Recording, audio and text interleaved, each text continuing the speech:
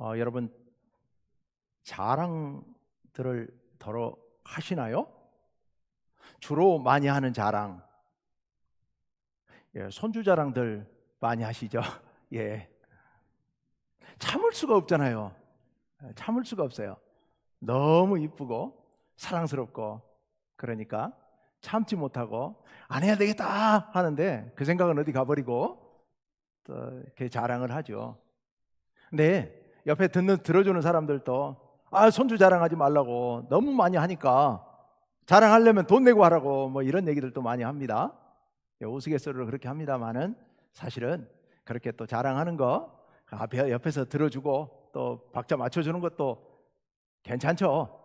예, 그냥 일부러 놀리려고 하지 말라 뭐 돈 내놓고 하라 이런 말 하지만 그 정도 자랑은 괜찮습니다. 사람은 이상한 동물인 것 같아요. 자랑을 하면서 그렇게 좀 신나고 이렇게 재밌게 사는 것 같아요. 옛날 제가 어렸을 때까지만 해도 남자들은 그 힘자랑을 그렇게 했던 것 같아요. 팔씨름을 막 해보고 막 동네 모이면 막 무슨 짐을 어떻게, 지금도 가끔 그런 사람들이 있어요. 옛날에 내가 뭐 뭘 짊어지고 다녔다는 둥 어쨌다는 둥 그렇게 힘자랑하는 사람들이 간혹 있습니다. 왜 그렇게 자랑을 하는 걸까요? 자랑하면 신나잖아요. 내가 뭔가 되는 것 같고 막 우쭐해지는 것 같고 막 그러다 보면 막 자랑하다 보면 있는 것보다 실제보다 좀 더 부풀려서 튀겨서 이렇게 막 자랑하기도 하고 그렇죠. 그러니까 적당히 자랑하는 건 또 괜찮은 것 같아요. 자랑거리가 있는데도 자랑 안 하고 이렇게 딱 감춰놓고 있으면 그 인간미가 별로 없잖아요. 그러니까 적당히 너무 과하지만 않게 자랑하면 괜찮은데 여기 이제 좀 과하면 문제예요. 좀 과하면 옆 사람들이 괴롭잖아요. 왜 괴로워요? 막 자랑하면, 자기 잘났다고 막 자랑하면 옆 사람들이 왜 괴로워요? 이게 자랑을 하면요 사람들이 자기가 막 높아지는 것 같거든요. 근데 상대적으로 자기가 막 잘났다고 자랑해버리면 옆에 있는 사람들은, 가만히 들어주는 사람들은 자기는 더 못난 것 같은 느낌이, 감정이 생겨요. 생각을 해보면 그럴 것도 아닌데, 근데 감정적으로는 옆에서 막 잘났다고 자랑하면 그 옆에 듣고 있는 사람은 나는 자꾸 막 뭔가 없는 것 같고 난 낮은 것 같고 그런 느낌이 들거든요. 그러니까 자랑을 과하게 하는 것은 별로 좋은 건 아닌 것 같아요. 자랑을 자꾸 하다 보면 다른 사람들이 싫어하죠. 그리고 멀리하게 되고 피하려고 그러죠. 별로 좋아하지 않습니다. 그래서 자랑은 적당히 하는 게 좋고요. 자랑할 때 자랑할 거리를 잘 생각해서 해야 됩니다. 이 개그맨들이나 코미디언들, 그 사람들이 사람들을 어떻게 행복하게 합니까? 그 마인드가 저는 굉장히 참 좋다고 생각하는데요. 그 사람들이 사람들을 행복하게 하는 것은요, 그 사람들이 연기하는데 되게 바보 같은 연기들을 하잖아요. 그러니까 보통 상식보다 조금 더 떨어지는, 그게 아닌데 자꾸 딴짓을 하면서 어리석은 것처럼 그런 짓을 하면서 그걸 통해 사람들을 웃게 만들잖아요. 그러니까 속된 말로 자기 자신이 망가지는 겁니다. 스스로 망가짐으로 인해서 다른 사람들을 기쁘고 행복하게 만들어주는 거, 그거 굉장히 참 좋은 마인드라는 생각을 해봅니다. 우리가 자랑을 하되 어떤 것을 자랑할 것인가, 이 굉장히 중요한 문제인 것 같아요. 세상을 살아가는 데 있어서. 그런데 우리 기독교인들은 그럼 어떻게 살아야 될 것인가? 어떤 자랑들을 하며 사는 것이 좋을까? 오늘 본문 말씀의 주제가 자랑이에요. 자랑. 이 자랑을 어떻게 하면서, 어떤 자랑을 하면서 살 것인가 하는 말씀이 오늘 본문의 주제입니다. 오늘 본문 말씀 고린도후서 12장 1절 말씀을 우리 같이 한번 잠깐 읽어볼까요? 다 같이 읽습니다. 시작. 무익하나마 내가 부득불 자랑하노니 주의 환상과 계시를 말하리라. 아멘. 무익하나마, 지금 바울은 이 편지를 쓰면서 자랑을 시작하면서 이 자랑이 도움될 게 하나도 없다는 거 압니다. 여러분, 자랑은요, 이거는 도움될 게 없습니다. 도움될 게 없어요. 그거 압니다. 그런데 부득불 어쩔 수 없이 내가 좀 자랑을 해야겠다 하고 이야기를 하며 시작을 합니다. 왜 도움이 되지 않을 걸 아는데 자랑을 하려고 그럴까요? 그 자랑하려고 하는 것이 주의 환상과 계시를 자랑하겠다는 거예요. 즉 내가 하나님께로부터 받은 환상과 계시를 자랑하겠다는 거예요. 아니 뭐 또 자랑을 해도 또 이런 걸 자랑을 하죠? 배경이 있습니다. 지지난주에 2주절 고린도 교회에 대한 말씀을 제가 드렸습니다. 그런데 이제 고린도 교회에 바울이 가서 교회를 세우고 많은 사람들을 꽤 오랜 시간 동안 가르치고 그리고 다른 곳에 전도하기 위해서 떠났는데, 떠나자마자 다른 사람들이 들어왔습니다. 주로 예루살렘 교회에서 온 사람들이, 파송받고 온 사람들, 그 사람들이 들어와서는 바울을 자꾸 폄하합니다.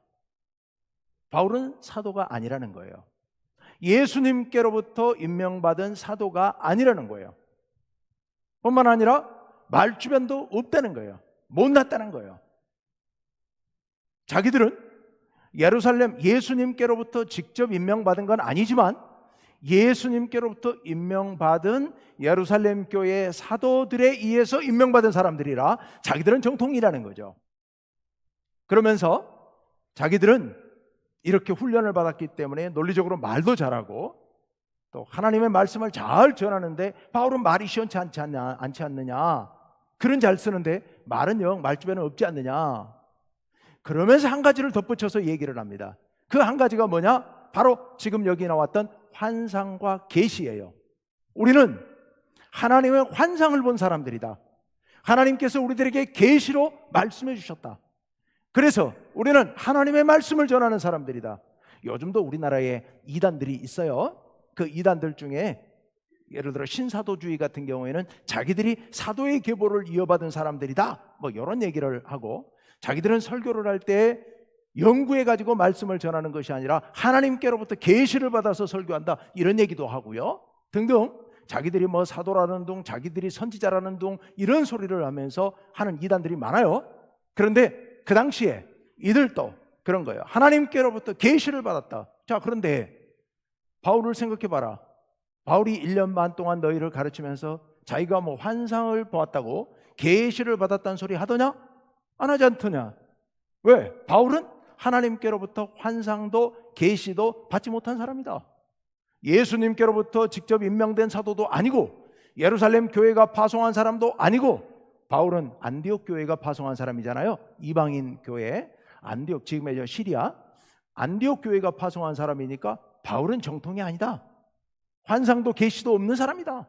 그런데 우리는 예루살렘 교회로부터 파송받은 정통 사도들, 선지자들이고 복음 선포자들이고, 그리고 우리는 환상과 계시를 받은 사람들이다. 우리는 하나님께로부터 직접 받은 계시를 전한다. 이런 소리를 하고 있는 거예요. 그 소리 때문에 고린도 교회의 성도들이 현혹된 겁니다. 진짜 그런가? 그러고 보니까 바울은 환상에 대해서, 계시에 대해서 얘기를 한 번도 한 적이 없으니, 그러니 바울은 그런 게 없나 봐. 그러니 이들이 진짜 사도고 바울이 그동안 전했던 복음은 잘못된 것일 거야, 이런 생각까지 하게 된 겁니다. 그래서 바울이 그 얘기를 듣고는 지금 내가 이제 자랑을 좀 해야겠다. 이건 무익한 줄 알지만 환상과 계시에 대해서 내가 자랑을 하겠다라고 시작을 하고 있습니다. 2절로 가봅시다. 2절 상반절 다 같이 읽습니다. 시작. 내가 그리스도 안에 있는 한 사람을 아노니 그는 14년 전에 셋째 하늘에 이끌려 간 자라. 3절도 이 말씀이 비슷하게 반복되고 있고, 또 괄호 안에는 내가 몸 안에 있었는지 몸 밖에 있었는지 나는 모르고 하나님만 아신다, 이런 얘기를 하고 있어요. 환상적인 얘기를 하고 있는데, 내가 그리스도 안에 있는 한 사람을 아노니, 그 한 사람 안다는 것 얘기를 보니까 꼭 남 얘기하듯이 하고 있습니다. 자기 얘기예요. 자기 얘기인데 이걸 제3자로 표현을 하고 있습니다. 그 이유는 이따가 나와요. 어쨌건 자기 얘기인데 남 얘기처럼 그가 14년 전에 셋째 하늘에 이끌려 올라갔다. 여기서 셋째 하늘이란 그 당시 사람들이 쓰던 그런 표현인데요, 하나님 나라라는 뜻입니다. 하나님 나라, 하나님 나라에 이끌려 갔다라는 거예요. 하나님 나라에 이끌려 가서 그래서 뭘 했느냐? 3절은 같은 얘기고 4절로 갑니다. 4절 다 같이 읽습니다. 시작. 그가 낙원으로 이끌려 가서 말로 표현할 수 없는 말을 들었으니 사람이 가히 이르지 못할 말이로다. 아멘. 낙원, 즉 하나님 나라 이끌려가서 자기가 내가 말로 표현할 수 없는, 내가 감히 말로 표현할 수 없는, 인간의 말로는 도저히 표현이 불가능한 그런 말씀을 들었다. 이건 내가 도저히 내 입으로 표현할 길이 없다. 그만큼 놀라운 그런 말씀을 들었다라고 얘기를 합니다. 자, 5절로 갑니다. 5절에 같이 읽습니다. 시작. 내가 이런 사람을 위하여 자랑하겠으나 나를 위하여는 약한 것들 외에 자랑하지 아니하리라. 예. 내가 그 환상을 본 얘기는 하지만 더 이상은 내가 얘기하지 않겠다. 대신 나는 약한 것들을 자랑하고 싶다. 나를 위해서는 약한 것들을 자랑하고 싶다라고 얘기를 합니다. 자, 이제 6절로 가봅니다. 6절에 자, 다 같이 읽습니다. 시작. 그러나 누가 나를 보는 바와 내게 듣는 바에 지나치게 생각할까 두려워하여 그만두노라. 이야기를 여기까지만 하고 자세한 얘기를 안 합니다. 그러면서 뭐라고 얘기를 하느냐? 나를 보는 바와 듣는 바에 지나치게 생각할까 두려워해서 안 하겠다는 거예요. 그게 무슨 얘기냐면, 나를 보고 들을 때마다 내가 지금 이 환상을 얘기하면, 내 이 사실을 이야기하면, 내 경험을 다 얘기하면 너희들이 나를 너무 지나치게 특별한 존재로, 위대한 존재로 그렇게 오해할까 봐, 그렇게 착각할까 봐 내가 그만두겠다는 거예요. 행여라도 내가 이 자랑을 함으로 인하여, 내가 이 간증을 함으로 인하여 너희들이 나에 대해서 오해할까 봐, 너무 지나치게 오해할까 봐, 그래서 내가 이야기를 멈추겠다라고 그렇게 말하면서 멈추게 됩니다. 대신 그 다음으로 가봅니다. 7절 다 같이 읽습니다. 시작. 여러 계시를 받은 것이 지극히 크므로 너무 자만하지 않게 하시려고 내 육체에 가시 곧 사탄의 사자를 주셨으니 이는 나를 쳐서 너무 자만하지 않게 하려 하심이라. 아멘. 방금 약한 것을 자랑하겠다고 그랬습니다. 약한 것을 자랑하겠다고 하면서 시작한 얘기가 7절부터 10절에 있는 그런 이야기들인데요, 자기가 계시를 받은 게 너무 많은데, 너무 많다 보니까 혹시라도 자만하게 될까 봐 하나님께서 가시를 주셨다는 거예요. 육체의 가시를 주셨다는 거예요. 근데 그걸 다른 말로 사탄의 사자를 주셨다라고 얘기를 하고 있습니다. 이것은 나를 쳐서, 그 가시로 나를 찔러서 너무 자만하지 않게 하시려고 하나님께서 이것을 주셨다라고 얘기하고 있습니다. 도대체 이게 뭔지, 육체의 가시, 사탄의 사자가 뭔지 많은 사람들이 여러저러한 많은 이야기들을 하고 있습니다만은 이게 뭔지는 아직 모릅니다. 육체의 가시, 다수가 이야기하는 한 가지 이야기는 몸에 질병이 있었을 것이다 라고 얘기합니다. 바울의 몸에 너무 견디기 어려운 그런 고통스러운 그런 질병이 있었을 것이다. 어떤 사람은 구체적으로 눈이 안 좋았을 것이다 라고 이야기를 하기도 하고, 여러 얘기를 합니다. 또 그것을 사탄의 사자라고 이야기하는 걸 보니까 바울에게는 늘 바울을 대적하는, 바울을 반대하고 바울을 자꾸 모함하는 그런 사람들이 주변에 늘 있었어요. 갈 때마다 가는 곳마다 유대인들이 바울을 괴롭힙니다. 방해합니다. 그 사람들을 이야기한 것이 아닐까라고 추측해 보기도 합니다. 어쨌든 뭔지는 모르겠어요. 바울은 그게 너무 괴로워요. 너무 고통스러워요. 그것을 지금 자랑하고 있습니다.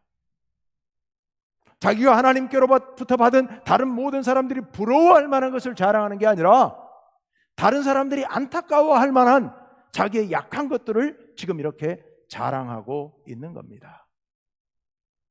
근데 거기에 대해서 그 다음에 이렇게 이야기를 하죠. 그 다음 말씀, 자 12장 8절입니다. 다 같이 읽습니다. 시작. 이것이 내게서 떠나가게 하기 위하여 내가 3번 주께 간구하였더니, 바울이 이 육체의 가시, 사탄의 사자가 너무 괴롭고 고통스러워서 이것 떠나가게 해달라고, 하나님 이거 좀 해결해 주십시오, 이게 질병이라면 이 질병을 좀 고쳐주십시오 하고 3번을 하나님께 간구했다라고 얘기하고 있습니다. 3번 기도했다니까 하나님을 고쳐주세요, 하나님 고쳐주세요, 하나님 고쳐주세요 이렇게 얘기했다는 게 아니에요. 여기서 3번 기도했다는 것은 예수님께서 겟세마네 동산에서 십자가를 앞에 두고 기도하셨던 그런 기도를 얘기하는 겁니다. 예수님께서 겟세마네 동산에서 이 잔을 내게서 옮겨 주옵소서라는 기도를 3번 했는데요. 한번 가서 제자들 보고 기도하라고 그러고 저 앞에 가서 간절히 기도했는데 이마에서 피 같은 땀이 흐르도록 그렇게 몸부림을 치면서 기도했잖아요, 예수님께서. 그런데 그리고 돌아와서 제자들을 보니까 자고 있어요. 깨어서 기도 좀 해달라 하고 또 가서 또 기도하고 한참 기도하다 또 돌아와서 또 자고 있으니까 또 기도, 그리고 가서 또 기도하고, 이렇게 3번을 기도했어요. 바울도 아마 그렇게 3번을 기도했던 것 같아요. 정말 간절하게 하나님 앞에 고쳐주십시오라고 기도하고 또 나중에 또 그렇게 기도하고 또 나중에 또 그렇게 기도하고 3번을 그렇게 간절한 마음으로 기도했던 거예요. 그렇게 기도했으니 문제가 해결됐을까요? 그 다음에 이런 말씀이 나옵니다. 9절에 예수님의 응답이 왔어요. 그렇게 간절히 기도했더니 응답이 왔는데 뭐라고 응답이 왔느냐? 다 같이 읽습니다. 시작. 나에게 이르시기를 내 은혜가 내게 족하도다. 내 은혜가, 하나님의 말씀이에요. 내 은혜는 뭐예요? 하나님께서 너에게 주신 은혜를 얘기하는 거예요. 하나님께서 바울에게 주신 은혜, 그 은혜가 너에게 충분하다, 충분하다, 이렇게 말씀합니다. 하나님께서 주신 은혜라는 게 구체적으로 뭘 얘기할까요? 지금까지 주신 은혜요. 이 문제와 관련된, 이 육체의 가시와 관련된 것 말고 그 전에 이미 하나님께로부터 받은 은혜, 그 은혜를 얘기하는 거예요. 그 은혜가 너에게 충분하다, 너에게 넘친다. 그 말은 다른 말로 무슨 말이에요? 이제 더 이상은 안 줘, 이런 뜻입니다. 이 문제는 내가 해결해 줄 수 없어 라는 말씀이에요. 여러분, 너무도 충격적인 말씀이죠. 바울은 너무 고통스러워서 괴로워서 하나님 이거 좀 고쳐주세요, 이 문제 좀 해결해 주세요라고 피땀을 흘리면서 3번을 기도했는데 하나님께서는 됐다, 됐다, 내 은혜가, 너에게 베푼 내 은혜가 넘친다, 이거 안 해줘도 충분하지 않냐? 정말 놀라운 말씀이죠. 여러분, 제가 늘 자주 얘기합니다마는 기도는 주술이 아닙니다. 주술은 기도하는 사람의 힘에 의해서, 그 기도발에 의해서 문제가 저절로 해결된다고 생각하는 게 이게 주술이에요. 여러분, 우리의 기도는 그런 거 아니에요. 우리의 기도발로 문제가 해결되는 게 아닙니다. 기도는 상대가 있는 대화입니다. 누구가 있어요? 그 상대가 누구예요? 하나님. 하나님께 우리가 대화를 하는 거예요. 뭐라고요? 부탁드리는 거죠. 하나님 고쳐주세요, 이 문제 좀 해결해 주세요, 나 이것 때문에 힘든데요, 나 이렇게 괴로운데요, 하나님 이거 어떡합니까? 의논하고 해결을 부탁하는 거예요. 자, 부탁하면 반드시 해결해 줘야 됩니까? 들어줘야 됩니까? 아니잖아요. 부탁 듣는 사람이 자유의지에 따라서 들어줄 수도 있고 안 들어줄 수도 있는 거잖아요. 우리 하나님께서 우리의 기도를 들으신다고 해서 다 해결해 주시는 게 아니고 우리에게 가장 좋은 방향으로 문제를 해결해 주십니다. 그런데 그 가장 좋은 방법이 안 들어주는 방법일 수도 있고 나중에 들어주는 방법도 있고 또 내가 원하는 것과는 다른 방향으로 해결해 줄 수도 있는 거예요. 우리 어린 꼬마들이, 어린 자녀들이 부모에게 뭐 해달라고 요청한다고 우리 다 해주는 거 아니잖아요. 그거 안 들어주기도 하고 또는 다른 방법으로, 더 좋은 방법으로 해결해 주기도 하고 나중에 해결해 줄 수도 있는 거잖아요. 바울이 그토록 간절히 기도했지만 하나님께서 이건 아니다, 안 들어주신 거예요. 안 들어주셨어요. 그랬더니 그 다음 띄워주세요. 네. 12절 이렇게 말씀하고 있습니다. 다 같이요, 시작. 이는 내 능력이 약한 데서 온전하여짐이라. 예. 이는 내 능력이 약한 데서 온전하여짐이라. 이건 무슨 말씀일까요? 이건 지금 바울의 이야기인데요. 내 능력이 약해요. 내 능력이 약해요. 내 능력은 죄송합니다. 내 능력은 하나님의 능력이에요. 약한 데서, 약한 건 우리가 약한 거예요. 우리가 약한 데서 온전해진다는 얘기입니다. 이게 무슨 의미냐 하면 이런 겁니다. 여러분, 우린 연약합니다. 우린 연약한데 하나님께서 연약한 우리 가운데, 연약한 우리를 통하여서 하나님의 온전하신 능력을 드러내신다는 의미입니다. 우리가 강해서 우리가 드러나는 것이 아니라 우리가 강하게 되면 우리의 능력만 드러나게 됩니다. 그런데 우리가 연약해지게 되면 하나님께서 연약한 우리 가운데 하나님의 능력을 나타내시죠. 그래서 하나님의 능력이 나타나면 온전한 역사가 이루어진다는 그런 의미입니다. 여러분, 우리가 강해지고 우리가 능력이 있어서 우리의 능력으로 어떤 일을 행하게 되면 우리의 능력이 나타나게 됩니다. 그런데요, 우리가 연약해지게 되면, 우리가 힘이 없게 되면, 우리가 아프게 되면 하나님께서 우리 가운데 역사하셔서 하나님의 위대한 능력을 나타내시죠. 여러분, 우리의 능력이 크겠습니까? 하나님의 능력이 크겠습니까? 하나님의 능력, 비교할 수 없는 거죠. 말할 필요도 없는 것이죠. 위대하신 하나님의 능력이 우리의 연약감 가운데 나타나실 때 우리의 능력이 나타나는 것보다는 훨씬 더 아름답고 훨씬 더 성공적인 역사가 나타날 줄로 믿습니다. 바울은 그래서 자기의 약함을 자랑하고 있는 겁니다. 자기의 약함을 자랑하고 있어요. 자기가 약할 때 그 가운데서 하나님의 위대한 역사가 나타나기를 바라는 마음이죠. 그래서 그 다음에 이렇게 말씀하십니다. 그 다음 말씀 띄워주세요. 그러므로 도리어 크게 기뻐함으로 나의 여러 약한 것들에 대하여 자랑할 것이다 라고 얘기합니다. 내 약한 것을 자랑하겠다는 거예요.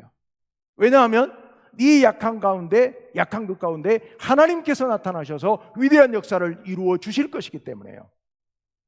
그래서 자기의 약함을 구체적으로 자랑하는데요, 11절 말씀 통해서 이렇게 말씀하시죠. 그 다음 말씀, 자, 다 같이 읽습니다. 시작.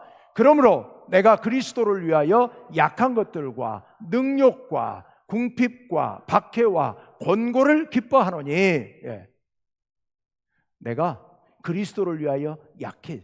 바울은 자신이 연약합니다. 육신도 연약합니다. 그리고 온갖 부끄러운 일들을 당했습니다. 능욕을 당했습니다. 그리고 너무 가난합니다. 바울은 내내 전도하면서 천막을 만들어가고 팔면서 겨우겨우 입에 풀칠하면서 그리고 평생도록 돌아다니면서 복음을 전했던 사람입니다. 너무 가난해요. 그리고 끊임없이 박해를 당하고 어려운 일들을 당합니다. 공고를 당합니다. 그런데 이런 일들을 기뻐합니다. 이게 하루 이틀이 아니고 10년, 20년 계속 이렇게 살아가니까 사람이 거기에 짓눌려가지고 너무 불쌍한 행색을 하고 살아갑니다.